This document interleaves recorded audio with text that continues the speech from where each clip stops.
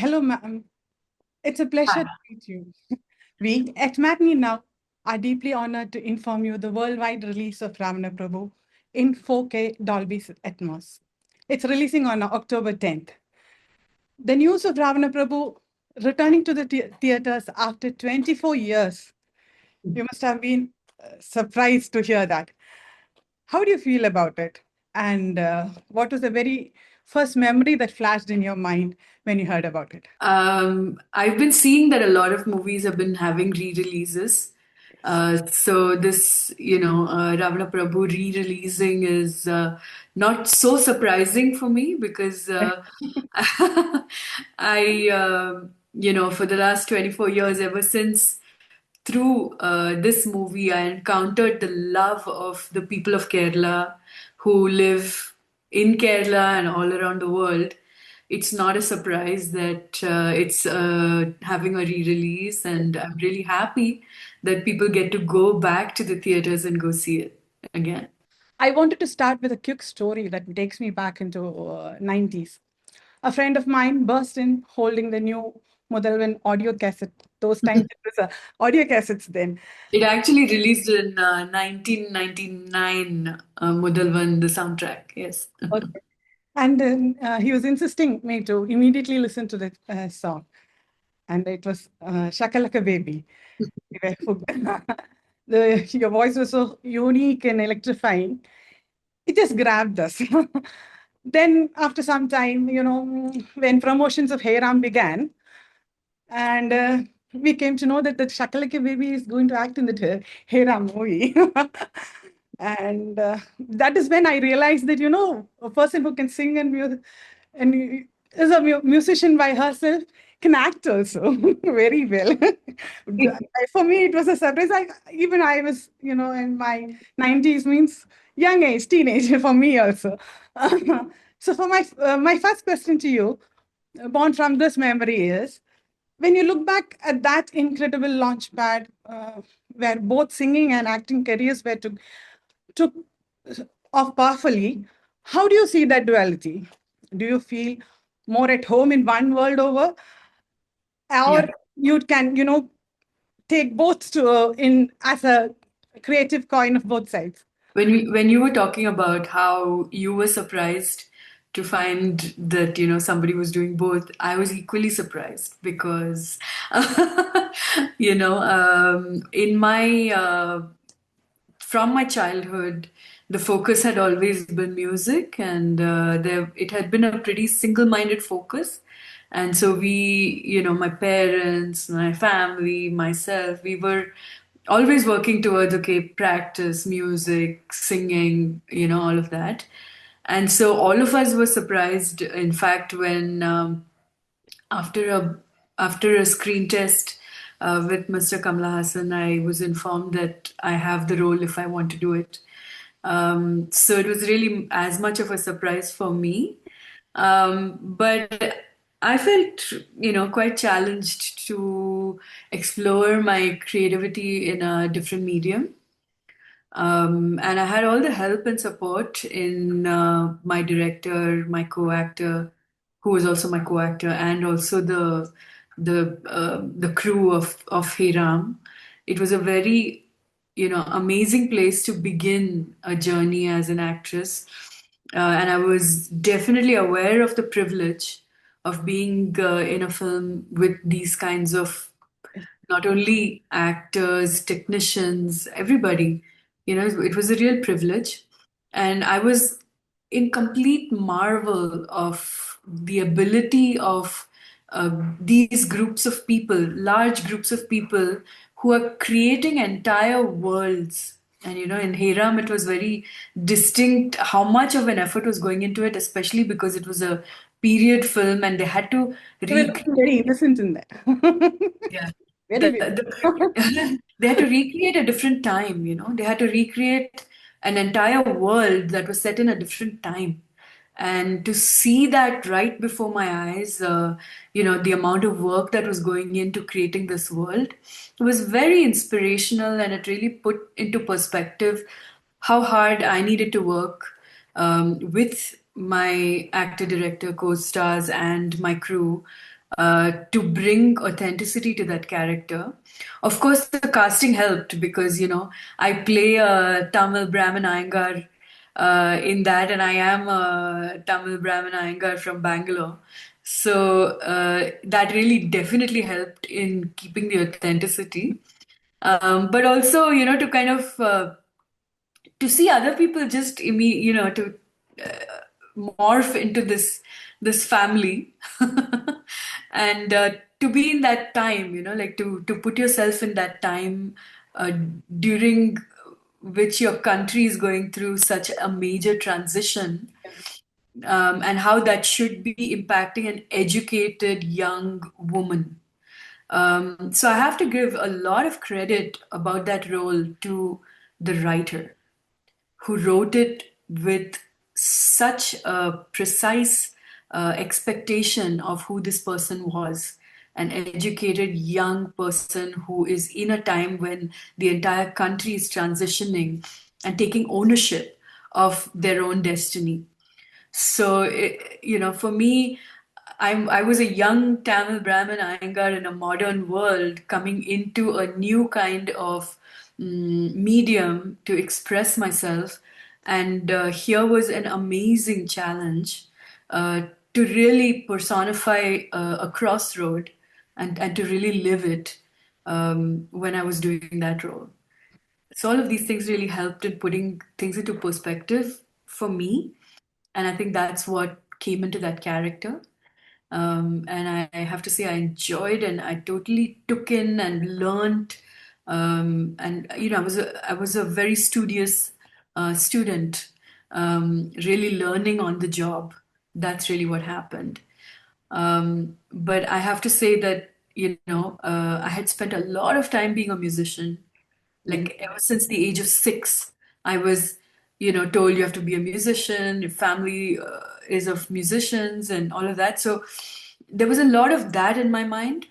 And even the fact, when the role was offered to me, I very honestly took it up in the interest of my musical career, with the interest that my people would then know my face.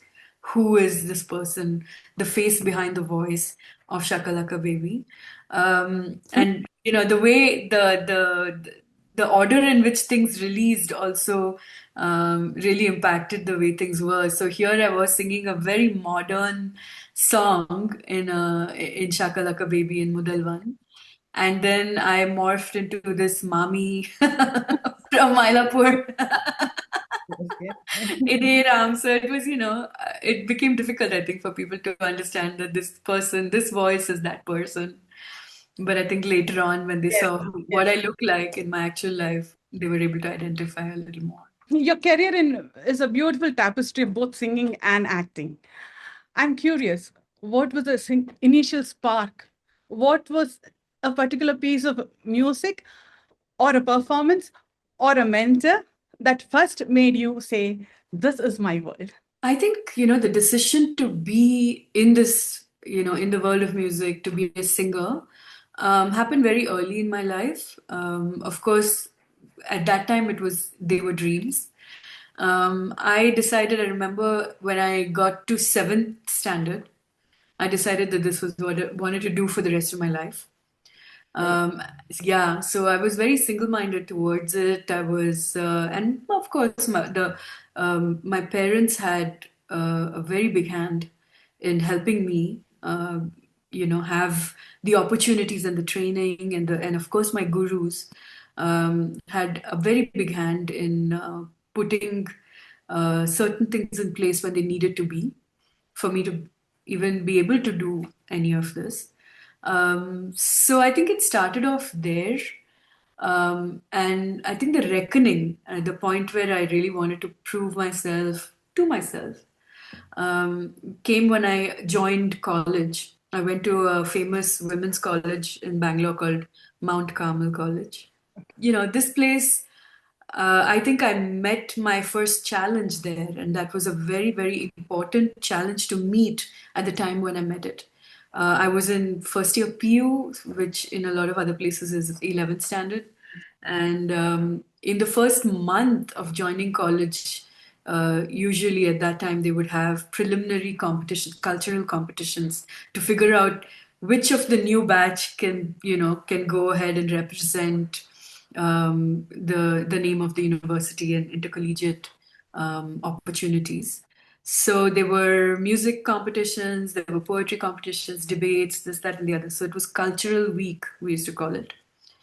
And I remember going up on stage the first time for a preliminary competition to sing Hindi film music. And I remember that there were 300 girls, and especially when the freshers used to come to do the preliminary competitions, the auditorium would be full. So there were 300 women whistling, booing, and really sort of giving you a run for your money. I had never encountered something like that. It was brutal. And I remember standing up there and totally getting out and having an out of body experience. I was nervous. I had never been nervous before when I went on stage because I'd been doing it for so long. But I forgot everything. I forgot the words, I forgot the lyrics, I forgot the tune, I forgot everything. And I just found myself standing there, gaping at the audience, not knowing what to do. And I don't know what I did. I just sang something and came away. And I remember coming off that stage saying, this just won't do. I have to do better. And I have to take this in my stride and come back up here in the next immediate opportunity that I have. And that opportunity actually came 1 week later when there was a Western music competition. And I started singing, grit my teeth no matter how much they booed me, because now, they knew they had cracked me. No matter how much they booed me, I continued to sing, and the audience fell silent in 30 seconds. And they listened to the rest of my song and they forgot to applaud at the end of it. So I was like, I have redeemed myself, and this again cements the fact that this is what I'm meant to be doing. And I continue to pursue it with that same fervor. When I was doing a bit of research about you, when I came to know that I need to talk to you, I came to know that your first initial guru was your grandmother at the age of 6. Yeah. Then from there, who all were your gurus? Yeah, I'll tell you. So at the age of 6, actually, my cousin and I were summoned. My grandmother used to run a classical music school above my house, and all my aunts and cousins and all the neighbors used to come and study music under various people who came and taught over there. But with us, she took us, and asked us to sit in front of her harmonium. She started playing a bhajan, and then she made us sing with her and all that. My older cousin, brother, and myself. And then she said, "So both of you should learn music. It's my wish." And she asked my older cousin, who's 4 years older than me. She asked him, "What do you want to learn? Do you want to learn Hindustani classical, or do you want to learn Carnatic classical?" My family had been influenced by Hindustani classical for a long time because my grandparents had lived in Delhi, and my grandmother had been the secretary of Gandhar Mahavidyalaya, which is a very prestigious institution in the world of Hindustani classical music. And before she had settled down after my grandfather retired in Bangalore. And so he said Hindustani classical music without batting an eyelid. I didn't know the difference. I was 6. He was older. So I just said what he said. I said, yeah, what he said. And that's how it began. My cousin, I think, learned for 1 week and then he dropped out. But I continued. And after about a year or two of learning under my grandmother, it became a little complicated because, grandchildren's relationships with their grandparents are special and different. Yeah, And so, and so my grandmother said I would prefer to be her grandmother, and I would pass the baton on to somebody else. totally agree. And so this is a significant change actually, which very much impacted my studies in in Hindustani. My mom found out that Lalita Kala Academy, which is a very, old Mm. academy that has been present in India for a very long time, teaching all classical arts and um, whether it's music or dance or whatever. They had centers all over the country, and one of those centers was not far from where we lived. Mhm. So, what would happen is that they took over a school building, and after the kids from school went home, that whole building would turn into a cultural school. So, one classroom would have Hindustani music, one classroom would have Carnatic, one would have tabla, one would have sitar, one classroom would have Bharatnatyam or Yeah. Kathak or whatever. So, it would just turn into a school of culture after school hours. And so my mom, she would come back from work and I'd get onto her bike and we would, kinetic Honda those days. And we would go across to this place. She would wait for me. It was a group class. And of course, for the first couple of years, it was a competition of who knew the words and who sang the loudest and stuff. But it was great because, some of the main rudiments that you need to practice a lot and it just got done really easily in company.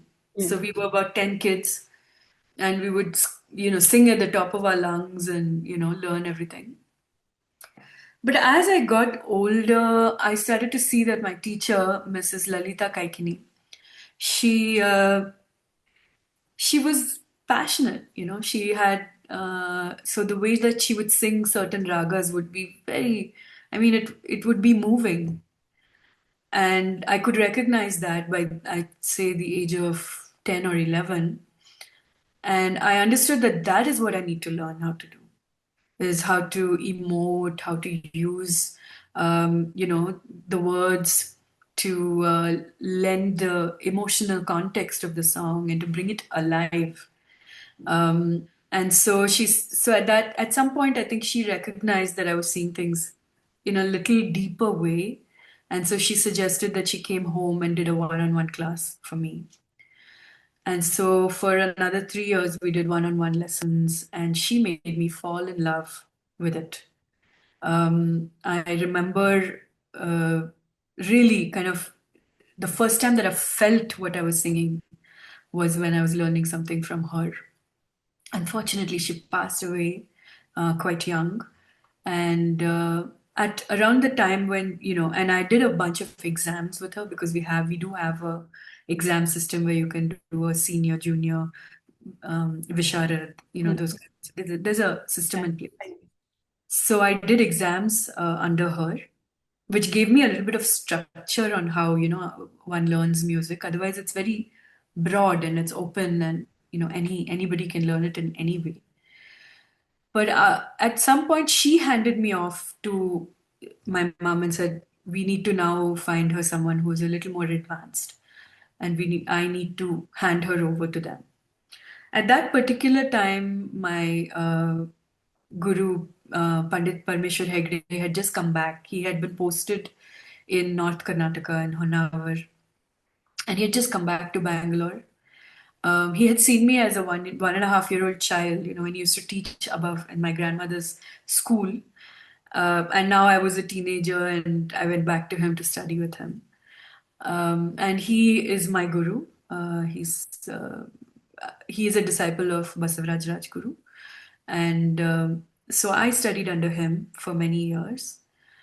And we had very interesting interactions because he always felt like I was distracted and I was, listening to too much Western music and too many different directions as being pulled in. And he might have been true, of course. He might have had a good assessment of the situation. But I was just lucky enough to have a really varied exposure to music, to world music, because of friends, because people were just giving me things to listen to, and that was influencing how I was developing myself as a musician. It's very important, because you need to find your own identity when you're in any kind of art.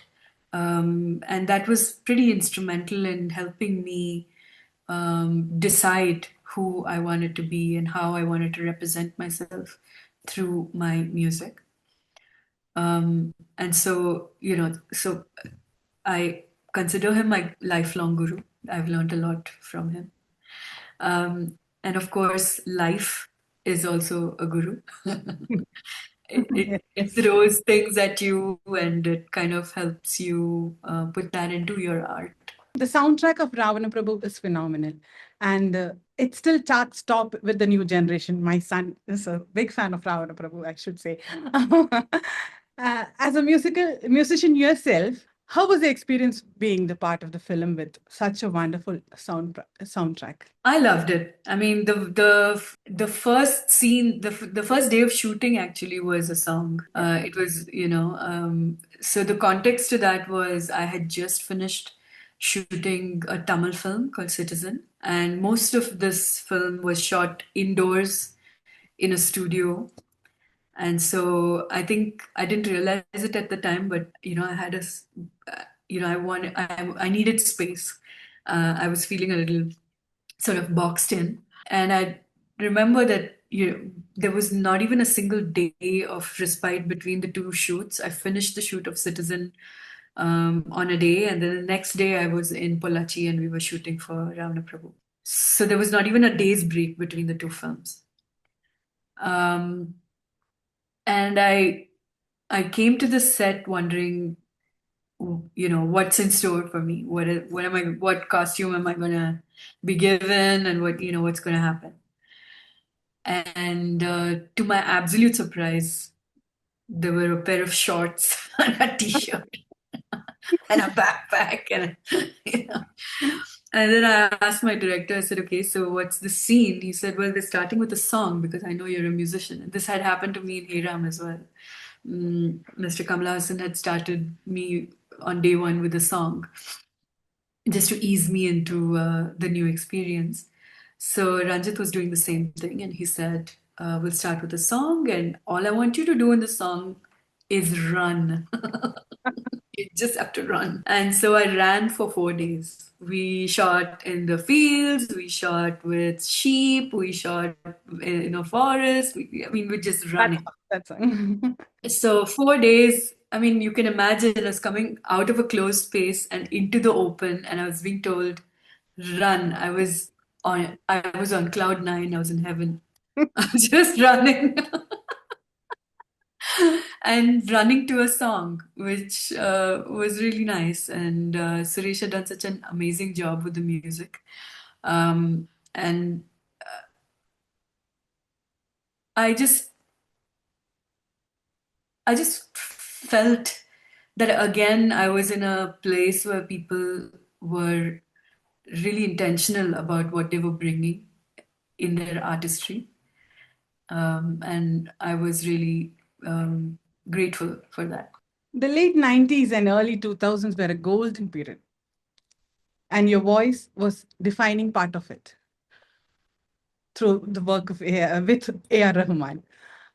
When you think of recording classics like Shakalaka Baby, My Heart Speaks, Thousand Words, and Girls Are Chewing Gum Aakkaathae, is there a specific memory from the studio, a direction he gave, or a creative moment that has stayed with you all these years? Definitely lots of memories. Again, I wasn't expecting to be a playback singer. I had found my way to Chennai basically to write my own music and to release my own album. And when I was called upon to come and sing with ARRahman, of course, it was an amazing opportunity. And the one thing that I found consistent through all the work that I did with him was his openness to collaboration, his openness to allow you to bring something to the table. And to me, that's very valuable because I had heard so many stories of music directors wanting you to sing exactly in a way that they had imagined a song, and it didn't matter what you felt about it. Yes, true.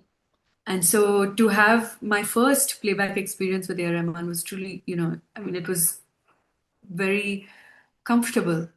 He was very generous and open with his song, and he was very accepting of anything that was presented to, whenever I sang, he just recorded and recorded. So the moment I entered the studio, he put the record button went on and it would just continuously record anything, outtakes, what I said. So you'll see that a lot of, in some of the songs I've said, okay, at the end of a take. And I think I'm thinking that we've cut the recording, but it's recorded all of it. Whatever I've said, whatever, outtakes. If I've said something or if I've suggested something, even that it's on the recording. So I just felt really comfortable, and I felt like he was more of a collaborative person than what I had heard of playback relationships with between singers and composers. And so I welcomed any work always that I got to do with him. Looking at your filmography, you have worked in classical period movie like Hey Ram, commercial potboiler like Ravanaprabhu, crossover like Monsoon Wedding. It feels incredibly curated, all in short span of time. It looks like you were very selective in your roles. Was this a conscious decision, or just you took whatever was coming in your way? Actually, honestly speaking, when I finished Hey Ram and I got Monsoon Wedding and we finished shooting Monsoon Wedding and we saw the reaction of the world to it, I felt like I'd done enough and I was ready to retire. I was like, okay, this is enough. I'll go back. I'll go back to singing and I'll just, this is good. I've done two movies that have touched people's hearts in such an impactful and deep, meaningful way that I don't need to do another one and I don't need to dilute this. And then I got invited to do Citizen, which was going to be a commercial, like in the true sense of the word, a commercial film. Um, and it took a little bit of convincing on their part for me to actually change my mind around this whole perceived retirement that I was already thinking of after Monsoon Wedding. So when I did that film, and what I didn't expect that it would be such a big um, hit. And that the songs that I sang in it, I sang for myself. That's the only film in which I sing for my own character. Even the songs just were phenomenal hits. I was not expecting any of that. And then during the shoot of Citizen, I was really done. I didn't want to do another film.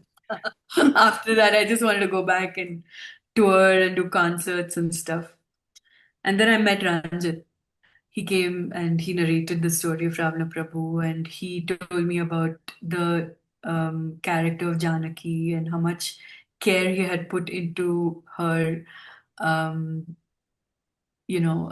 being this kind of a free spirited person.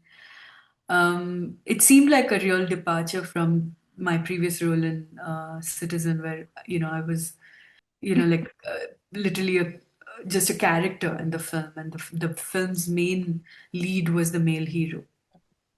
So I felt like my commercial experience was it wasn't complete. It was incomplete, and I needed to have a commercial experience with a strong female role, and this has been really something that I was in pursuit of in any film that I looked at or in any role that came to me. So if you ask me about it being curated, yes, I mean I think my upbringing informed that quite a lot. My mom is a very free-spirited, incredibly independent human being.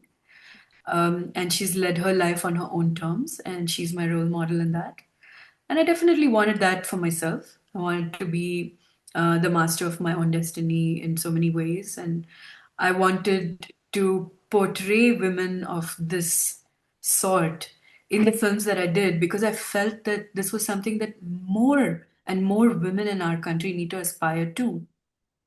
Because we do have the ability to do all of it, to be good human beings, to be successful in our private lives, and to have successful careers and to contribute meaningfully to our communities and our families.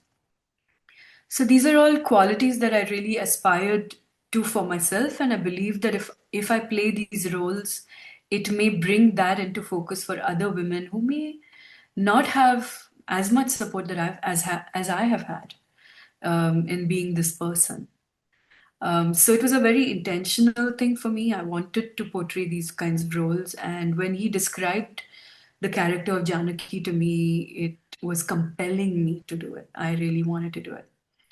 And I think he got a lot of different, Ranjith later, he's a friend. He told me later on that a lot of people told him not to work with me because I was too free spirited and too independent minded, and I had too many opinions and all of that. And so lots of people told him not to work with me, but he was adamant.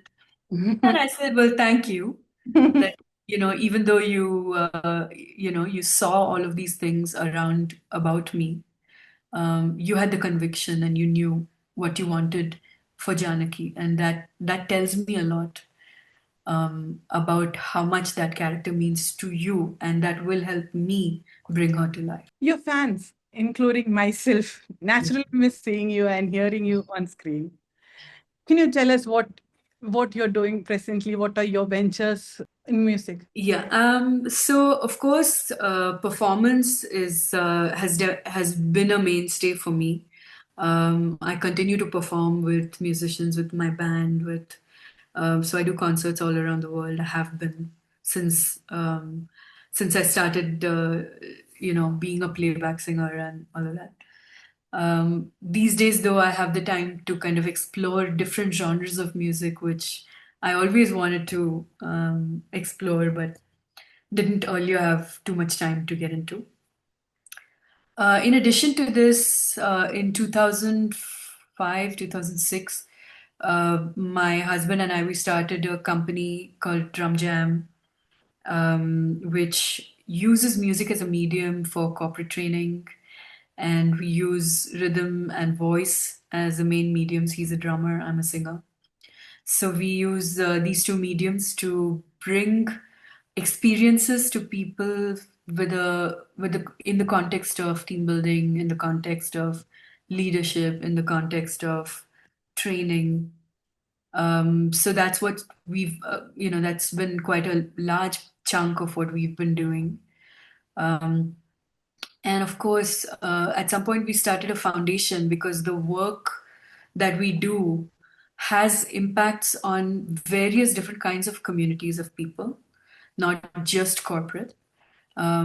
It impacts children, children at risk, women, women who are trying to bring about change in their own communities, elderly people. We've so basically our foundation works with groups of people from birth to death. So we've done work in cancer hospices, we've done work with caregivers, we've done work with children at risk, we've done work with people within the autism spectrum, using music as a medium for to be more than just entertainment.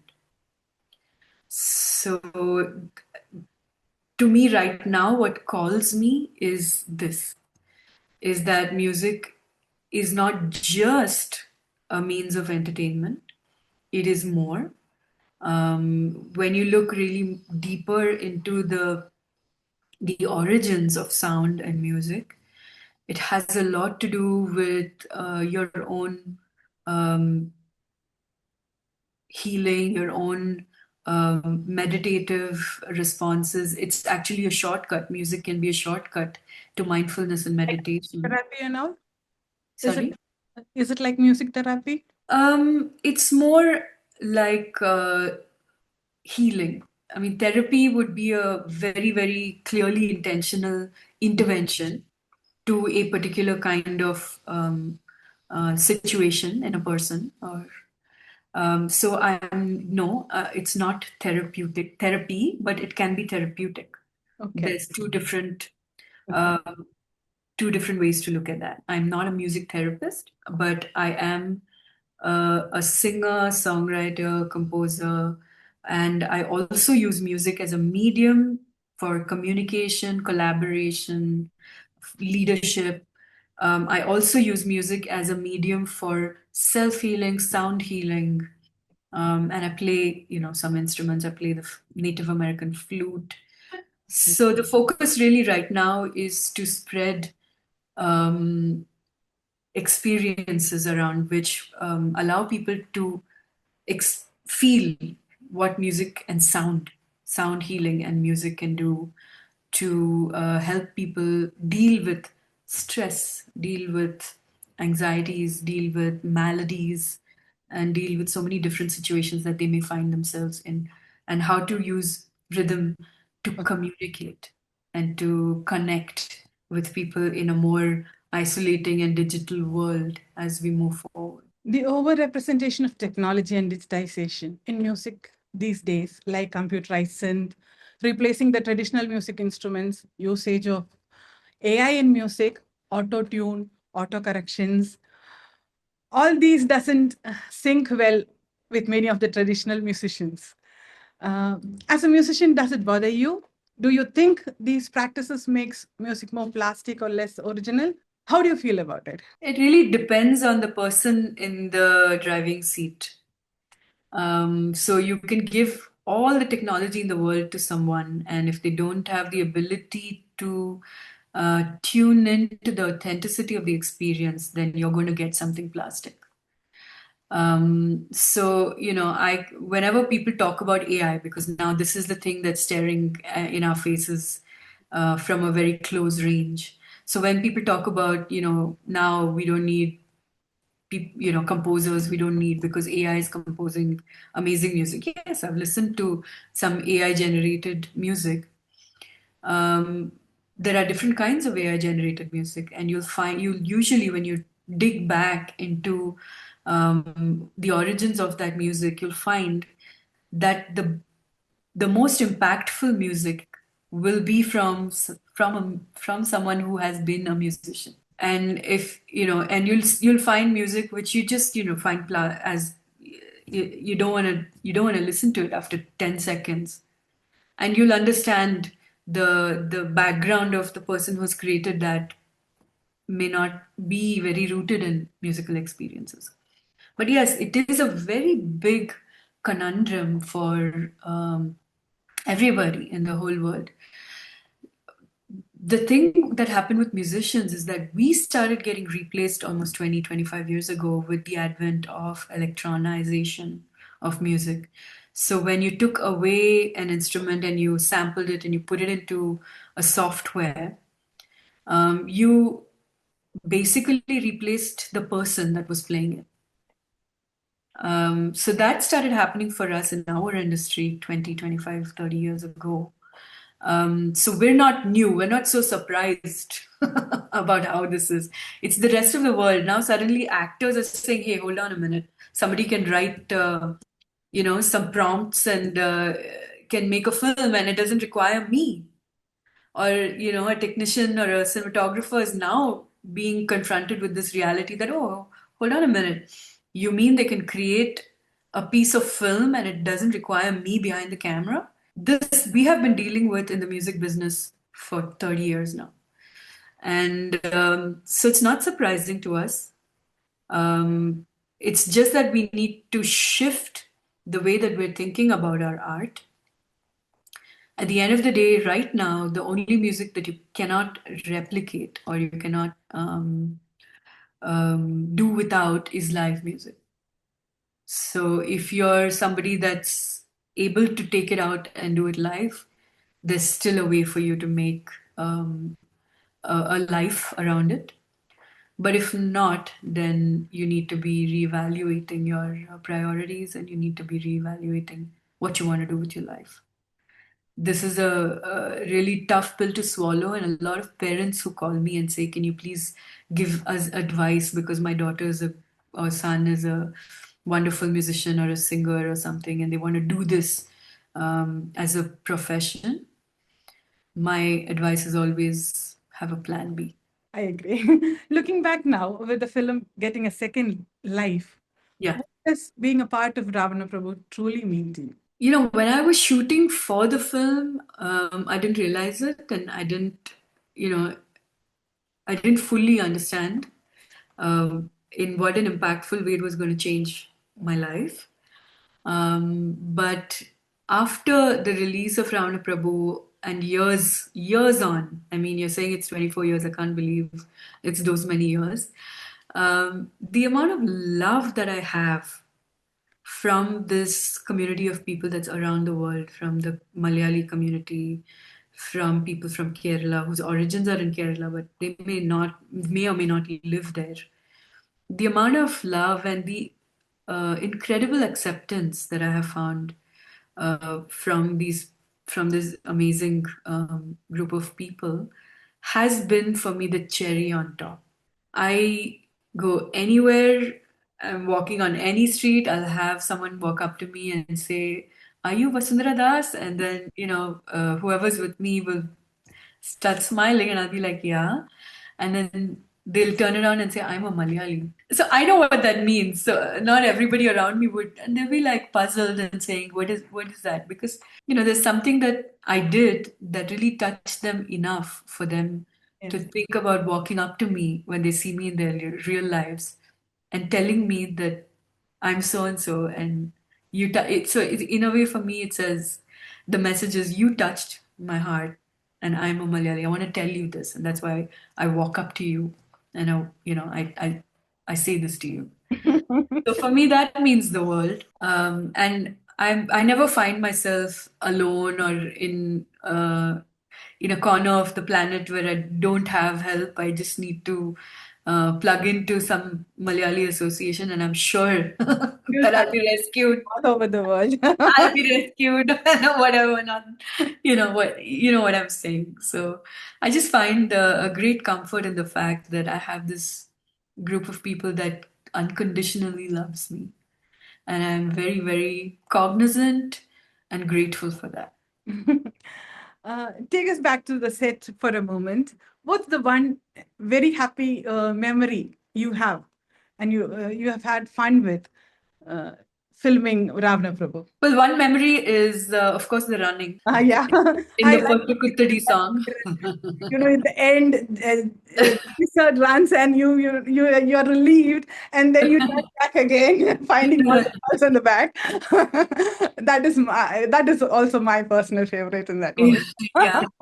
And another one is when I'm kidnapped. It was such Yeah, fun the- because, the person who kidnapped me says, "I've come to kidnap you."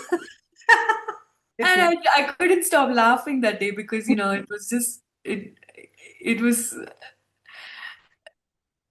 it was done in that kind of a comedic manner. And he said the word kidnap, and they had to do retakes of it a few times because every time he said his line, I fell down on the floor laughing. Because it was very cute and funny. So these are the two. And then, every time I step out of an airport, there are people, like taxi drivers and whatever. They're looking at me and they're saying, "Savari Giri Giri." So these things have stayed, Even now I have this people walking up to me and saying all these things. And so people around me from other dimensions of my life don't get it. But I do. You said earlier that you have been following Malayalam movies from quite a long time. Who are your favorites in Malayalam film industry? I mean, I haven't actually been following Malayalam cinema, I have to be honest. I haven't been a film buff as much as a music buff. I have not been a movie buff all my life, I have to admit. And so I was not that girl that walked onto a set in awe of co-stars or anything. Because at the end of the day, I would have been in awe of musical stalwarts. That definitely would have been the case. But it wasn't the case with film. And I found that I think that a lot of my co-stars were a little intrigued by my attitude. They might have misunderstood me at times, but it's a fact that I didn't spend a whole lot of time in my childhood watching films. I was carted around music concerts. I was, every musical encounter or experience possible, that's what took priority over anything else. So I'm in awe of the whole craft. I'm in awe of the way that this group of people can move mountains to make a new reality exist in a small frame. And the kind of pain and the kind of lengths that they will go to make that happen is unbelievable. And to watch that happen has been an amazing privilege. To watch people in and out of characters, to set into a character, and then immediately when the director says cut, to be back to being that other person again, that has been phenomenal to watch. The stories that I've heard on sets from people from other very experienced co-stars have been phenomenal. To be in ensemble casts like the one that I was in Monsoon Wedding, that was phenomenal.